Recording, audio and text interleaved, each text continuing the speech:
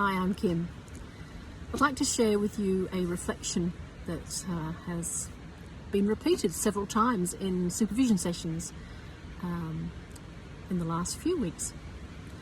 And that is counsellors really asking, when will I know if I've taken on too much and said yes to too many extra clients or contracts and so on. And then one of them made this kind of throwaway comment, oh, you know, us counsellors, we kind of find it hard to say no. And in some way, I think that could be true. But what does that mean? It means that, you know, we might want to, you know, rescue somebody, or even to put your hand up in a team situation and say, yes, I'll take that client. You know, wanting to make it easier for other people. So that could be something that especially new counsellors might struggle with. And it's not that we say to somebody, no, I can't take you as a client, or no, I can't, to the boss, I can't take that referral. It's a matter of finding the language to put off making a decision perhaps, or knowingly give that feedback to a team leader or a client to say, right now I'm not able to, give me a couple of weeks and I'll reflect and have a bit of a look and see what my workload is, or things like, you need to find a mantra for yourself, something that's authentic for you. So I'll get back to you on that. I've got quite a bit on in the next couple of weeks. Those kind of things that kind of put off and don't upset people. You know, we don't want to upset people, but we have to be clear that if we have got a pattern of saying yes too quickly before we've really thought about it, then you know, that's what we need to do. Now, when that time comes, so a week or two down the track, and someone says, oh, hey, you know, I'm just getting back to you, are you able to take this client? Then you need to be able to do three things, I think. These have helped me. One is, I ask my head, is this decision to take on this extra work or this extra client, is this rationally sound? You know, that might include, what's the wage like? What's the fee like? What's the conditions? Is it going to be after hours? All those kind of things. So rationally, what would it look like if I said yes? So rationally, is that a good decision? And then you put your hand on your heart and sit for a moment and ask your heart, is this decision in line with my values, which includes our self-care? Yeah. Or perhaps the client that's come up for the referral has a complex history, and you've already got a series of challenging cases.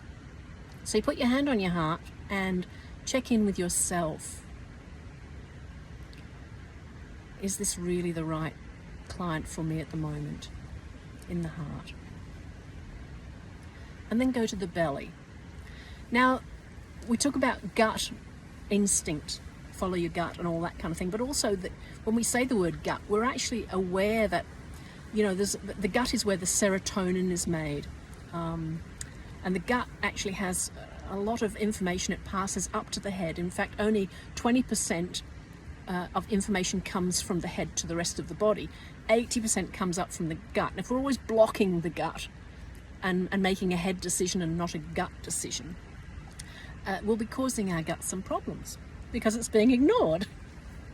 So the third thing is to hand on the belly there and say, oof, my gut can probably look down 2 months from now and tell me whether this decision would be a sustainable one.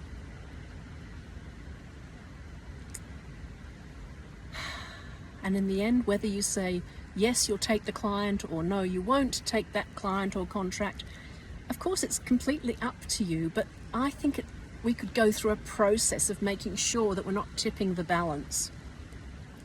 And I'll just add on a metaphor that I use when I'm speaking with counsellors in supervision, that helps picture this in a more interesting way, perhaps. So you go to a banquet and there's the most delicious dishes, everything you could wish for, all the lovely savouries and sweets and delicacies all around. But it's a banquet. Help yourself. Yeah, that can be what it's like for us. That clients phone and they're coming to us, and we think, oh, I'll have that. Yes, I can take that.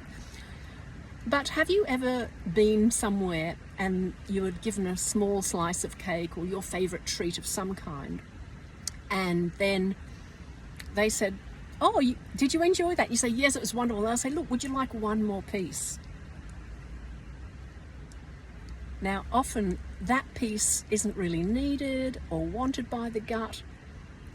But again, it's how we're kind of tempted in the world. And for many of us, when we've said yes to that extra piece of cake or delicacy at a banquet, it's kind of spoilt the whole experience of the banquet.